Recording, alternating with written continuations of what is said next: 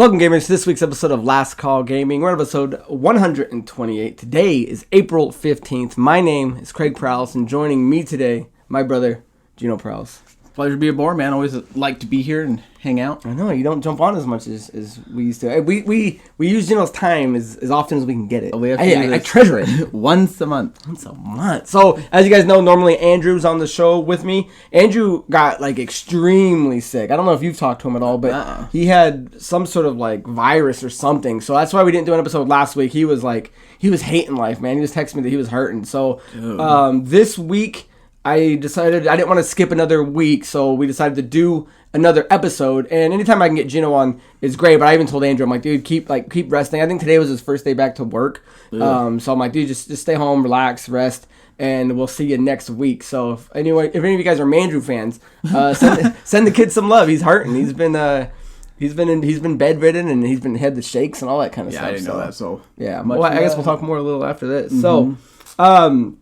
If you guys are watching us on the YouTube show, make sure you guys like, comment, and subscribe to the channel. And if you can, share it so we can get more eyes on the content. If you guys are interested in following us on any of our social medias, you can check the Linktree link in the description down below. That'll do our Facebook, Instagram, Twitter, and what have you. And then if you guys are listening to the audio-only version of the podcast, check it out wherever you can find it. But Anchor is the official home for our podcast. And if you do listen to it, if you can, leave us nice reviews on whatever platform you're using to listen to it. So with that down and out of the way, guys, we're going to move into our what we're going to talk about. So normally we pick out two main stories and then we'll do some riffs. But since we weren't even sure we were going to do an episode this week, but decided to do one anyway, we kind of want to do a mailbag episode where we get questions asked into us. And I'm going to call this mailbag episode Twin Talk. Ooh. Geno and Craig.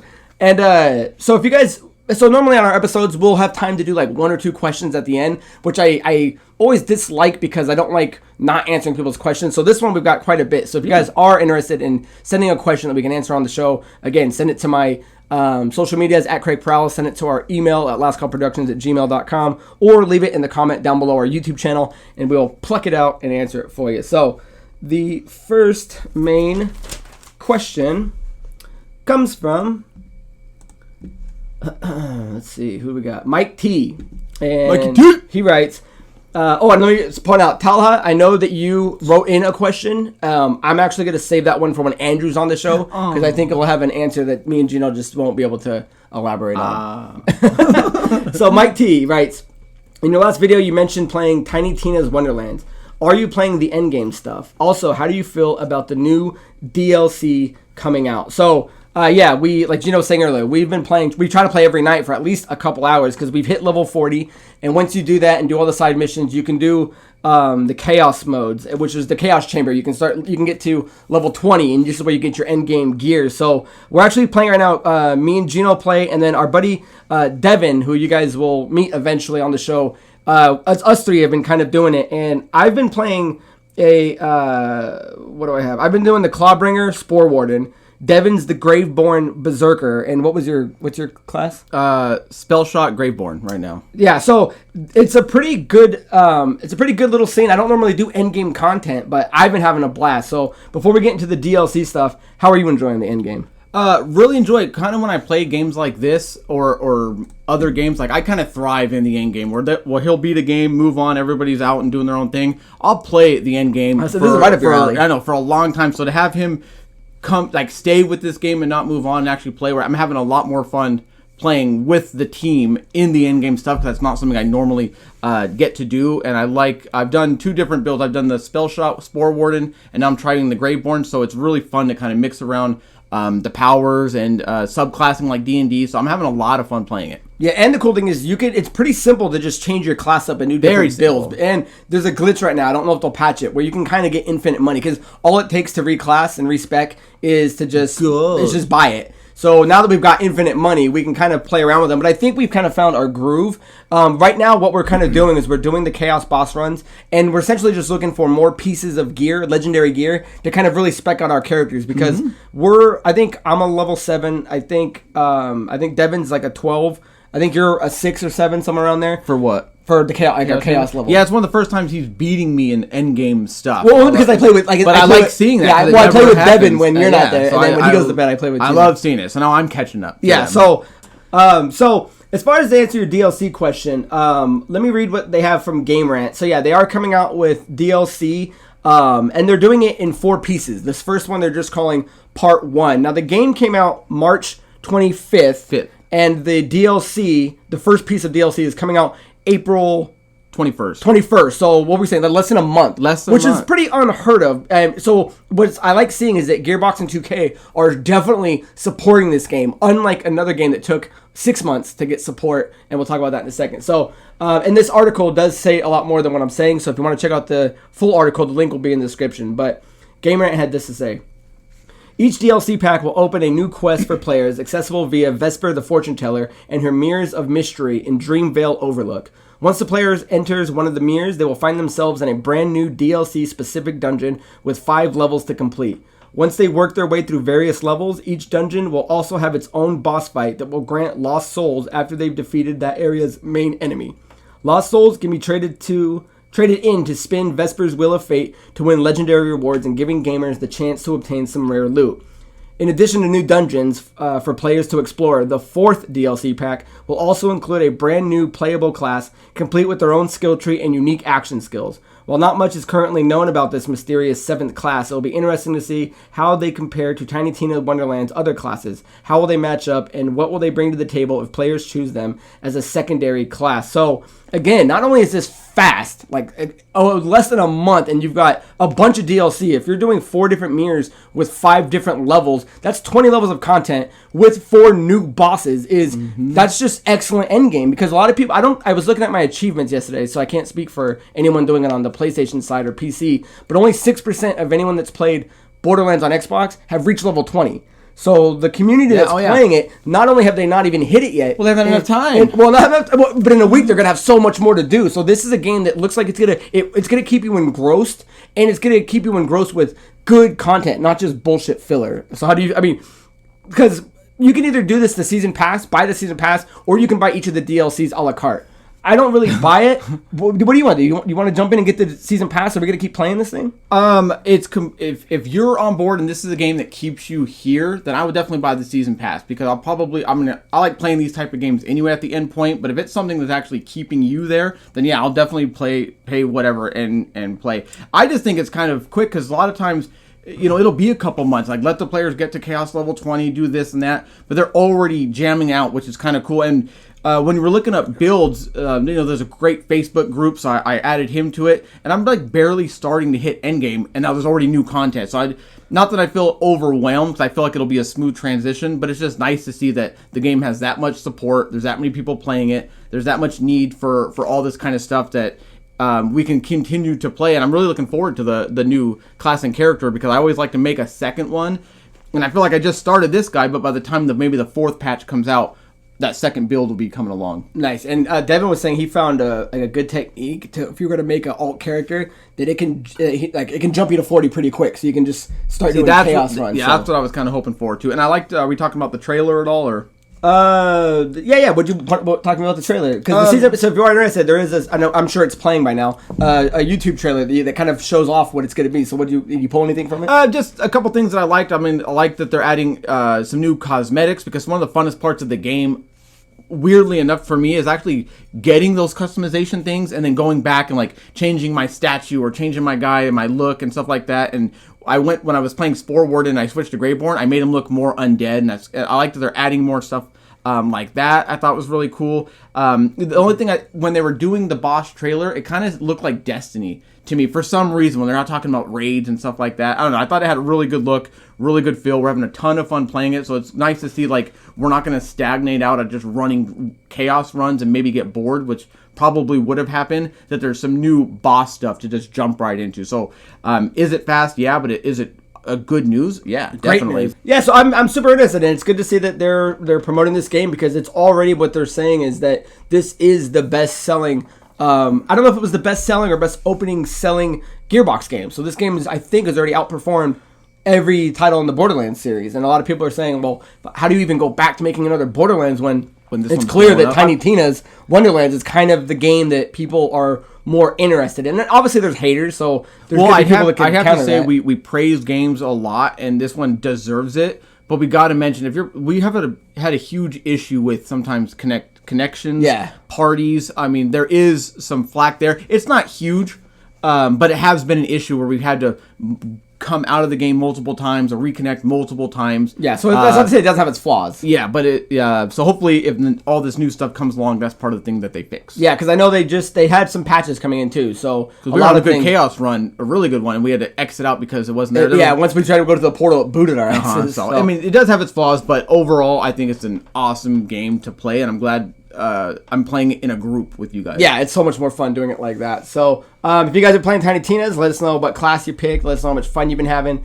And let us know your thoughts on the game overall. Share your builds. I like looking at that kind of stuff. So the next question comes from Jason O. And they write, any thoughts on Season 2 for Halo Infinite and the maps that were just previewed? Yeah, so the maps that they previewed just came out today, I think. So like within the last 10 hours or so from us doing this show. Now, the Season 1 Battle Pass kind of had some big issues. One of them was the fact that it came out with a shortage of maps and modes, which a lot of people were kind of disappointed. Since then, they've added more modes, so I feel like it's a little more well-rounded, but does need some polish. It also didn't come with the co-op campaign in the Forge that they said was going to be coming with it. So they pushed that back, saying it was going to come out in Season 2. But the biggest problem that it's had, that a lot of people are complaining, or at least why the player base is falling off at this point, is because the game's season is running from November 15th, 2021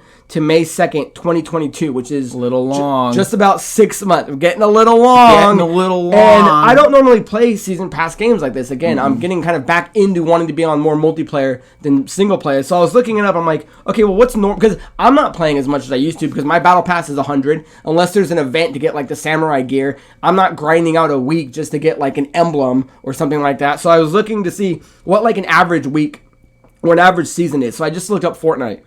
And Fortnite was showing anywhere between 10 to 12 weeks, which is only 3 months. So the fact that Halo came out with less than what it was supposed to have and double the time of running is getting a lot of people upset. So it's good that Season 2 is finally coming because they needed it because their player base was starting to really drop off. So I'm going to read this. This comes to us from inverse.com. And again, this link will be in the description. And this kind of covers what Season 2 is going to be about. Let's see. While there's still a lot we don't know about Halo Infinite Season 2, you can expect 2 new maps called Catalyst and Breaker. Catalyst will be an arena map, while Breaker will be for big team battle. Along with that, 3 new modes will be added during Season 2, including a new edition of King of the Hill, Land Grab, along with Last Spartan Standing, which sounds really interesting to me, which is an elimination-style game type. It's possible Last Spartan Standing will serve as a Battle Royale mode, though perhaps it will be on a smaller scale than Fortnite. Of course, it's likely 343 Industries has more in store for Season 2, such as weapons, cosmetics, and even vehicles. Forge and the co-op campaign were initially expected to be ready during Season 2, but both have been delayed. It's unclear when they will launch, but they'll likely go live closer to the start of Season 3, unfortunately. So to answer the question, the maps. Let's start with the maps. What do you think of the maps? I showed you the trailer earlier today. It definitely has those Halo 1, Halo 2 vibes. So what do you think? I thought they looked good. I mean, basically all they showed us was, I thought it was kind of boring. Honestly, I thought the maps looked good on. I mean, but not enough. But it wasn't enough. I saw the sword placement 3 times. I would have really rather preferred them having a character run through it and actually having some battles with it, because it was basically just still frame after still frame, panning across it. And yeah, they look great, but it doesn't really tell me anything. And I think 2 is just not enough. I mean, there's so much content and stuff. I think it needs to be more maps, and I think they should have previewed it a little bit better, having actual matches being played in the match. Because I thought, honestly, they look great, but it was kind of boring. Yeah, I agree with that, too. I'm glad you said it, because I was looking at it going, well, that looks cool, but what do I do with it? The lava, swirling and dropping was the most entertaining part of that, but it's just still frame. It's yeah, we get all these maps look. But again, though, we will have that soon. This is literally the preview. It's a 2.5 minute preview. I'm sure next week it'll be okay, guys, here's the demo run. But I'm with you though. 1 isn't enough. I think it should have been 2 and 2. You should have done 2 new maps for Arena 2 and 2. and 2 new maps for BTB. And I mean, I'm happy with what I'm getting, but I think 2 should have been the minimum. But did you notice that, or did you even like that? It's kind of a hot and cold palette between one of them was like this lava, red, fiery, and the other one's like cool, water flowing background.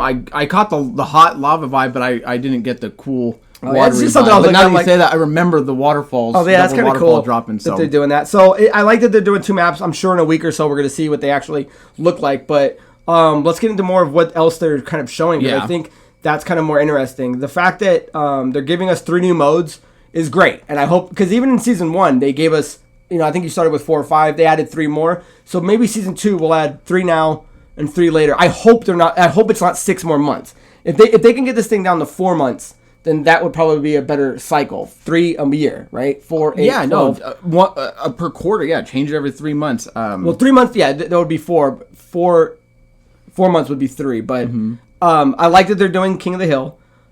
Is Land Grab an old mode, or is that brand new? Because they're saying it's a new edition of King of the Hill. I remember King of the Hill. Yeah. I don't remember Land Grab. Neither do I. So that should be interesting. I don't like battle royales generally because I don't like the one-shot sniper that can do things in like Fortnite or PUBG. But a battle royale for Halo, that sounds a lot different and more my play style. That's the biggest draw point when I was reading the whole thing, is because I just posted a thing in the Last Call page where it was the no build Fortnite, and that was attractive because I wanted to play normal stuff. So if I can get a Halo animated cheesy stuff like our kind of Halo as a Royale game, that's actually probably what'll bring me back into playing the game, because I don't play Royale games at all. I would really like to play a Halo one. I think this is a game like Daniel plays with us all the time on Halo, but I know he's playing Call of Duty when he plays his PlayStation. I think Daniel would have a lot more fun playing a battle royale style Halo, and I would love to jump in a Warthog, start ripping around and something. Yeah. So that sounded extremely interesting. So as far as what we're getting, I think it's a good fresh start to get players either back in or keep the ones that are about to drop off from dropping off. However, the bad news is we're still not getting co-op and we're still not getting Forge. And if they stick to this 6-month cycle, that means it's another year. You know what I mean? That means we're not going to be getting it until next year if it does come out in Season 3, which is, I don't want to say ridiculous, because if it needs the time, it needs the time. Mm-hmm. But from what we were promised, to not have co-op campaign, which is a staple in every Halo game. You recently went through and beat all the Halo games with a friend. With Daniel. I beat him with Daniel. Nice. I beat him with Andrew. I was playing with our buddy Brian Castro. So one of the main, I beat number 5. Danny bought the game thinking he could play with his kid. I don't know how that doesn't get it. Mm-hmm. And Forge, how hard can Forge be to not be in this thing yet? Unless the engine's just completely different. You know what I mean? It's just... Or what I want to add to that is I think the Forge maps that work... I mean, there's a ton of maps or fans that made that from previous games. Copy those and bring them over, because honestly... And pay them out. I'm just disappointed that it's one map, because I don't even play big team battle. Honestly, I'd like playing smaller maps. To have one, that's not drawing me back. But if I were to have 3 or 4 new maps and everyone's starting to play again, I just think... They definitely could have added more maps, and they could do it later and blah, blah, blah. But I think they should have done it now. If they're not giving us Forge or co-op, you need to give us some more maps. I mean, you got to fill that void somehow. So they presented on some points, but I think they still dropped the ball on some other ones. But at least we're getting more Halo, and that's really the bottom line. Yeah, because it's weird. This is probably the most time I've been playing more Halo than you. Again, end game content in a game, you're beating me the first time. You're now the first time being the more aggressive Halo player too. Like, I didn't go to 100, and like he's been playing every Tuesday and getting that thing done. And well, because like I said, I've been finally beat your old man. Hey Pot, this one's here's to you, Dad. I've been trying to just get into more multiplayer, and I just happen to be pretty decent at Halo Infinite, I love Tiny Tina. So it's like the 2 games that are out right now are 2 games that I really love to play. So thank you for your question. And tell us how you feel about it. I think there is more good than bad to take out of that. Yeah. But that's not to say that still disappointing. The bad things aren't huge. So moving into our next question. This one actually came from Geno Perales. I don't think he knew. He wrote this a week ago, so I don't think you knew you were going to be on the show and answer your own question. I didn't. But I love when this happens that way. Yeah, it does, doesn't it? So Geno's question was favorite video game cutscene and favorite movie monologue. So I'll go first, or do you want to go first? You can go first. So As far as the... Yeah, I wrote it to hear your answer. Yeah. So what I've been looking at is things that have just kind of been recently that are stuck in my mind. So the question is your favorite, but I kind of took it as my most recent favorite thing. So, because there's epic scenes of like Sephiroth, cutting through Aerith in Final Fantasy VII. Spoilers. Fuck, that game came out in 97. Red 7. So I was looking through some of my games that I've beaten, and some of them that stood out was... my 2019 Game of the Year, which is Devil May Cry, and it's this scene, and we were watching it earlier, just so I can be familiar with it again, is when Nero and Nico are driving, and they're like going headfirst into all these demons, and she fucking like whips the van around, and he jumps out of the window, and it goes into like this slow motion like fucking rock song, and it just had this big like Deadpool vibe of him just like fucking blasting people headshot after headshot. He hits this sign, and you almost wonder like, why did he shoot it? And then he shoots this other guy, and the sign actually spins off in the corner and hits this other dude in the head. And I loved it, and it's like it was a cool opening because the credits start rolling. Yeah. So I was like, okay, recently, because I was looking at the best games I played over the last couple of years, I'm like, that one stands out to being a solid opening for a game. And as far as my movie scene goes, that's hard because we literally we'll dork live and die. We'll dork out so bad that we'll have. I mean, the other day it was me, you, Denny, Dante, and Steven. We're all just sitting here watching movie scenes. So it's hard to pick a great one. But again, one that I can't say that I haven't been doing this. One of the ones I've been recently watching almost daily has been the scene from Jobs with Michael Fassbender and Seth Rogen playing Jobs and Wozniak, and them getting into the debate over if he should give like a shout out to the guys that were on the Apple II, and the battle of wits between these two when they start just going at each other, and how they're able to kind of dissect the other one with like passive aggressive insults about how this person did this and this person did this is fascinating. And the scene, if you actually watch it on YouTube, it's not like a short 2-minute cutscene.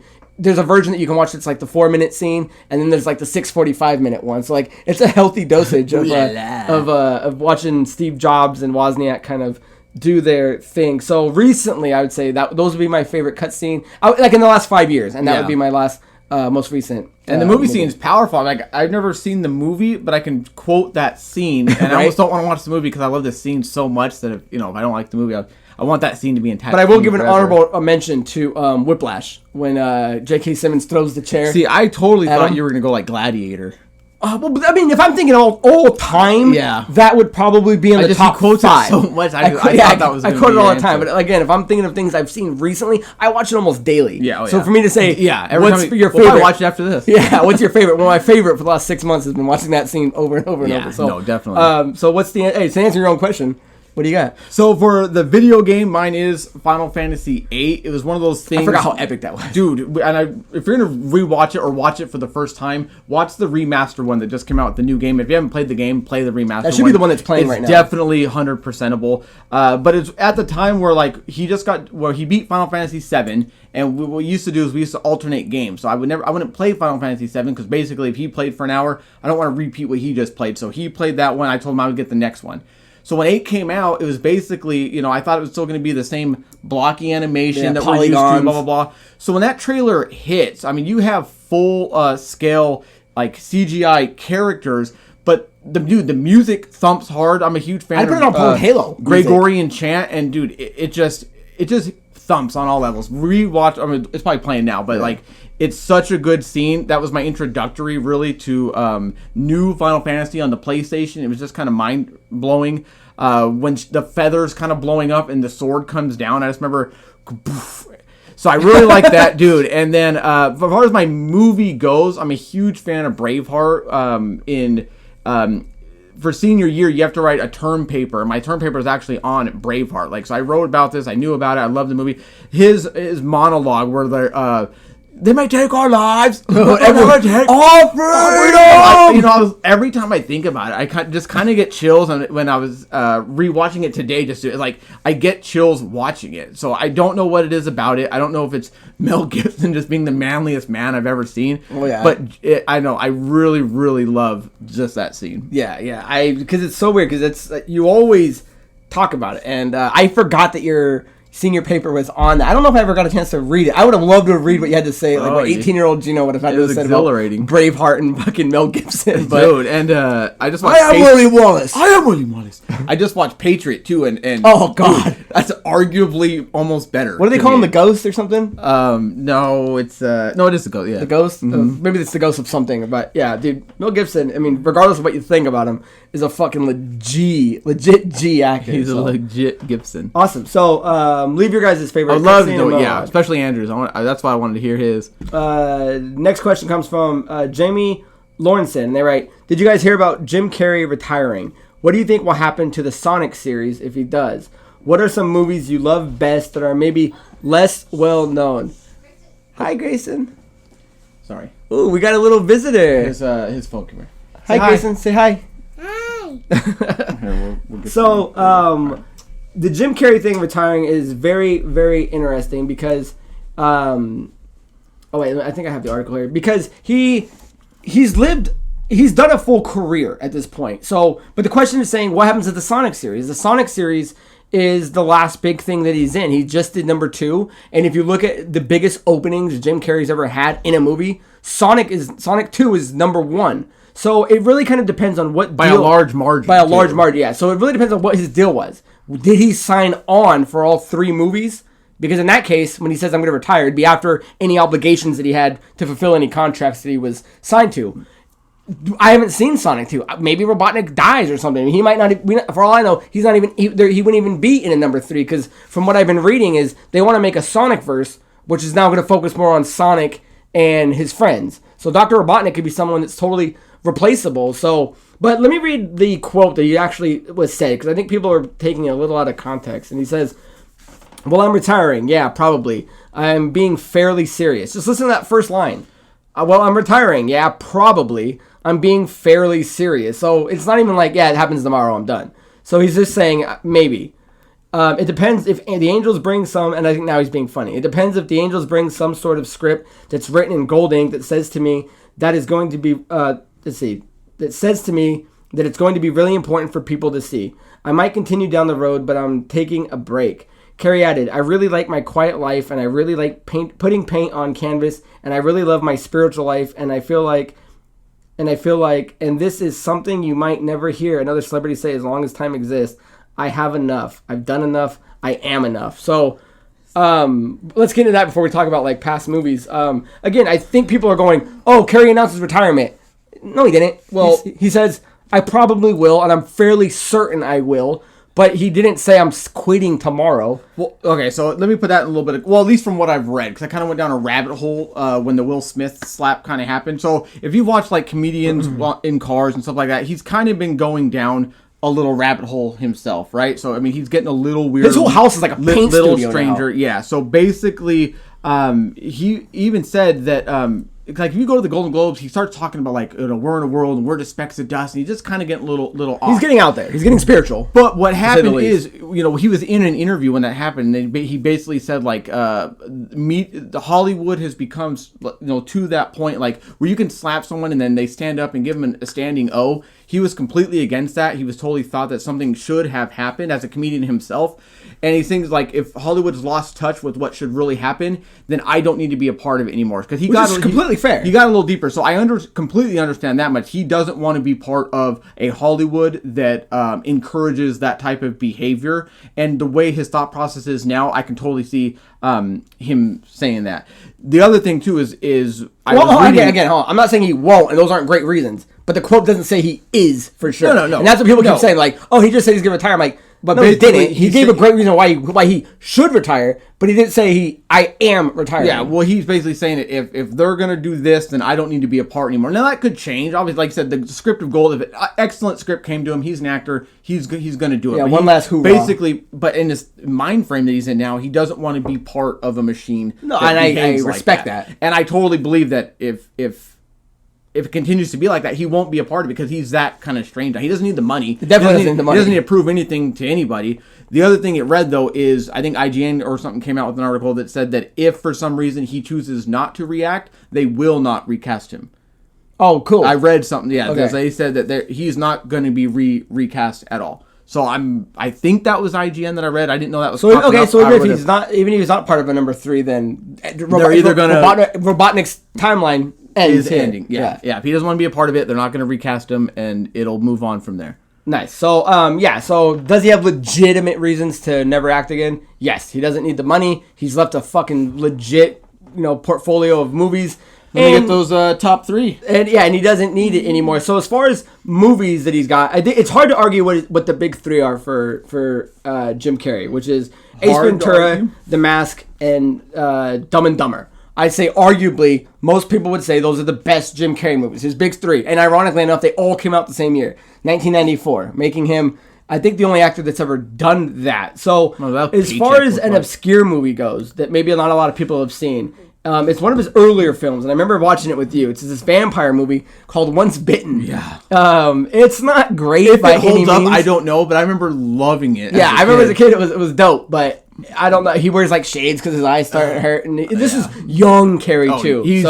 I would say that'd be an obscure movie. As far as the movie that I think is still one of his popular movies, but maybe overshadowed because then there's things like Liar Liar. Liar Liar is probably arguably to me his 4th best. There's Bruce Almighty's. There's Eternal Sunshine. I think Cable Guy gets a little overlooked. It's one of the best dark comedies, not only that I've ever seen, but Jim Carrey's performance in it is just legendary. And even when it opened up in theaters, it didn't do great. But it's one of those movies that once you see it 2 years later, it's a cult classic. So it gets outshined by The Grinch and things like that. So if you're old enough like Geno and I were when Cable Guy was out, then you know it. But if you're a new school kid watching Jim Carrey movies and you've never heard of Cable Guy or never seen it, check it out. Matthew Broderick is stellar.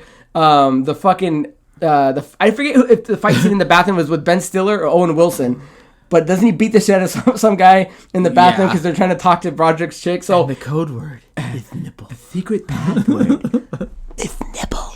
It's the movie's hilarious. So I don't know. Is there anything you want to point out in his big body career?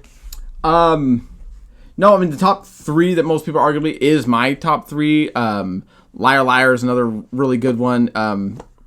He has an amazing body of work. The only thing I don't agree with Mandrew on is Ace Ventura 2 is better than number 1. Oh, dude, I'll fucking die on that. Ace Ventura 1 outshines number 2, leaps and bounds. So I mean, you can go to his IMDb and look at a bunch of stuff and. I mean, there's some stuff I'm looking at that I've never seen. I think you would have to start in 1994 and work your way up from there. And maybe there's one every 5 that you probably don't recognize. You know what I mean? Or maybe you haven't seen. But me, myself, and Irene, Man on the Moon, The Truman Show, The Majestic, Eternal Sunshine, the series of unfortunate events. I didn't love that movie, but he was great. He was perfect as what was his name? Count Olaf. So yeah, Jim Carrey retiring. Well deserved, well earned. He's one of the best comedic actors ever. I'd put him on that Mount Rushmore instantly next to like a Robin Williams. Argue if that's the point he doesn't want. And it's a legit point. Then I'm totally on. I'm not on board with a lot of things he says, obviously, but I can agree with that. Yeah, point. I guess as a comedian himself, you gotta respect the decision too. Yeah, I just want more of a legit. Yeah, I quit and it ends after this period of time because it really just is like, yeah, I'm kind of thinking about it and I'm pretty sure I will, but. It was not a yes or no answer. Yeah. So, thank you for the question. The next question comes from, let's see, Andrew Montemare, co-host of the show. This one's pretty funny. He writes, currently writing this from my deathbed. Aww. He was hurting, man. He was like throwing up blood, all kinds of gnarly shit. But no one wants to hear that. But if you got to experience any game for the first time just before you died, what would you choose? I just 100%ed Elden Ring before I got sick, so that's my go-to as that game is goated. Love ya. Mandrew. He puts his name at the end of it, even though it's like Mandrew. It's a little dark question, but I like it. I was looking at it, again, I kind of changed it around a tad bit, but I was looking, I'm like, I didn't want to pick any of my favorite games because I've played my favorite games multiple times, so I wouldn't want to redo Final Fantasy VII. No, but you would have never experienced it in the first place. I know, place. but I like it so much that I've played it more than once. I don't want to forget that I did it this way. Super Mario RPG I've played 10 times because I like doing all that. Punch-Out! I play Punch-Out all the time. Super Mario 3. So, and am I dying as an old man, or am I just dying of now of you know? You know what? The question didn't specify. Mm-hmm. But so I was looking at going, what's a great, fantastic game that I love in my top 5? that I've only played once. Because at that point, I wouldn't mind re-experiencing a game I've only played once. And my answer instantly was 2018's God of War. Because... Was it 1998? What? Game Day 98? Oh, God, that was a great one, too. So God of War, I was a big fan of. I never had a PSP, so I never played any of the handheld ones, like Chains of Olympus, but I beat 1, 2, and 3. 3 is one of the games. I've only beaten a handful of games where I didn't go to sleep when I started it until I beat it. God of War 3 was one of those games I beat in one session, so I'm a big fan of Kratos.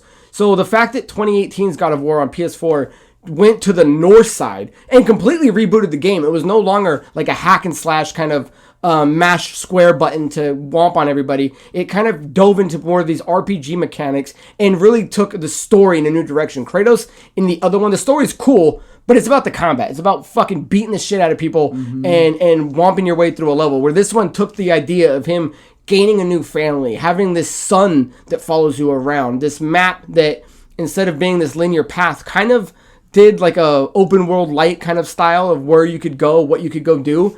The new voice of Kratos, the new kind of look that he has, the Norse mythology being introduced, and you get to see Baldur, you get to start hearing of Odin and Thor, was like, oh, I'm getting chills just thinking about it. Dude, it was and it's a game I've only played once. It's in my top 5. It might be my top 3, but I've only played it once. So if I had to re-experience a game with a background that I know from God of War past, that's a game where I'm like, dude, I wouldn't mind doing that game all over for the first time and being like, fuck. The ending of God of War, when you find out certain shit, you're like, fuck. And now that God of War Ragnarok's coming, part 2 to this series, it'd be awesome. So, that'd be mine. That's a great answer. It's an epic answer. It is. I'm going to go a little more. Did you not pick Super Mario Brothers 3? No, I mean, honestly, I'm going to the point of if I've never played it at all, and this is like, hey, this game's coming out right now, and here it is. It is going to be Super Mario RPG for me, because I'm of the vein that Super Mario World and Super Mario 3 are like the greatest games, some of the greatest games of all time, hence the franchise is one of the greatest games of all time. So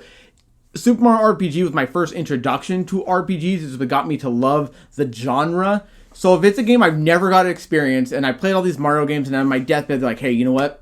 We made an RPG for you, and they presented Super Mario RPG, and I'm playing it, and there's a character named Geno, and all kinds of cool shit. The storyline's awesome. The mechanics are great. The soundtrack is fire. Soundtrack's phenomenal. I mean, it's just, if I could re-experience a game for the first time again, it would be that game. How many times have you beaten it?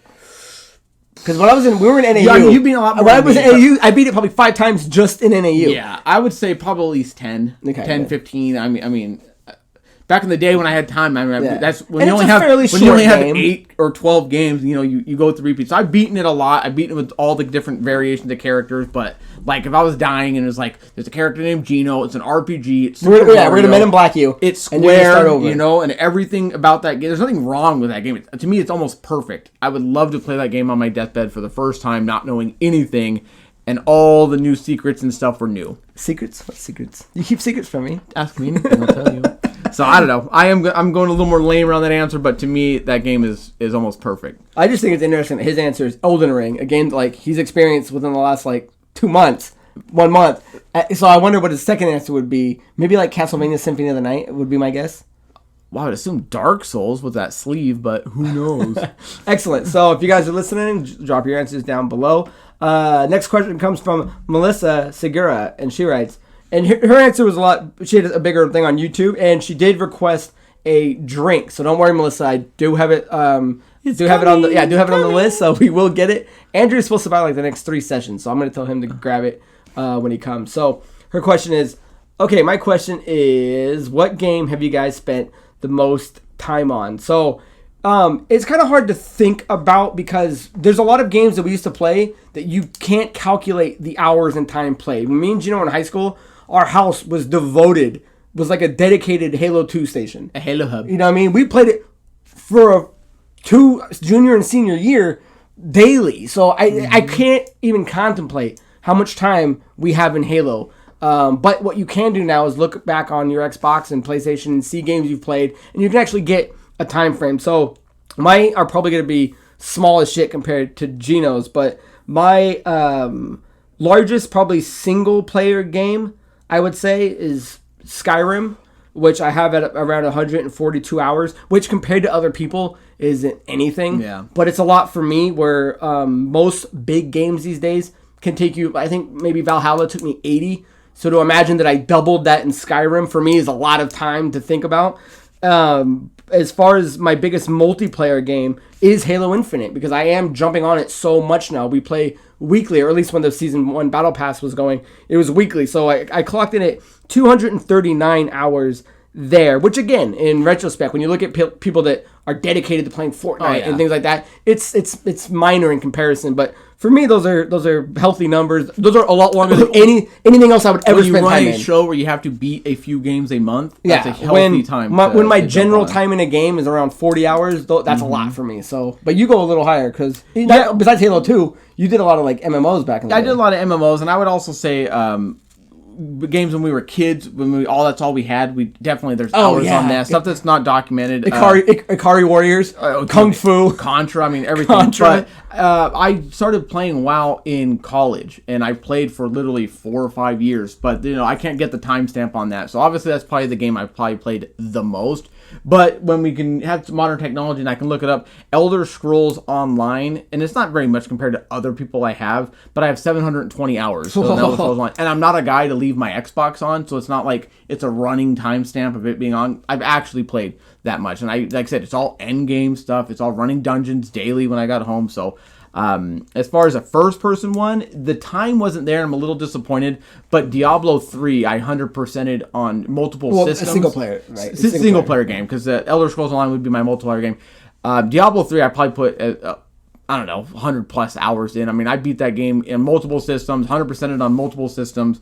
But I do remember, like, FF8 on a memory card. I remember having a 100-hour thing on it, because back then, there was no guides, there's no rush. You would literally look for all these secrets, beat these bosses in different ways. So I remember there was a memory card that had like a 100-hour game. Did memory cards used to show time at all? I'm trying to remember. It's been so long. No, but your save did. Oh yeah, okay. You load your save, yeah, time, yeah. So I remember seeing that, but fuck, it's been so long since I've thought about a memory card. And it took up 2 blocks. 2 blocks. So 2 blocks on the card. I want to know what yours is. She's probably playing. Dude, I bet it's Grounded. Grounded, yeah. She's probably got like hours and hours in Grounded.